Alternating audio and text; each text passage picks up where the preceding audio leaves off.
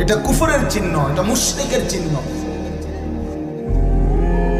আল্লাহর নবী সাল্লাল্লাহু আলাইহি ওয়াসাল্লাম বলছেন, মান তারাকা সালাতাম মুতাআম্মিদান ফাকাদ কাফারা। মুহাদ্দিসিনে কেরাম এটার ব্যাখ্যা করছেন তো পরে, কিন্তু শাব্দিক তরজমা কি? ফাকাদ কাফারা। আল্লাহর নবী বলছে, ইচ্ছা করে যে নামাজ ছেড়ে দিল, ফাকাদ কাফারা, সে কাফের হয়ে গেল। এর ব্যাখ্যা আছে আরো পরে, তো ব্যাখ্যা তো পরে।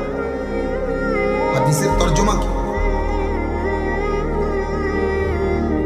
আল্লাহর নবী সাল্লাল্লাহু আলাইহি ওয়াসাল্লাম বলছে, বাইনার রাজুলি ওয়া বাইনাশ শিরকি ওয়াল কুফর তারকুস সালাত। একজন ব্যক্তি আর একজন মুশরিকের মধ্যে পার্থক্য নামাজ ছেড়ে দেওয়া। নামাজ ছেড়ে দিলে মুশরিক, নামাজ সেজদা দিলে মুমিন।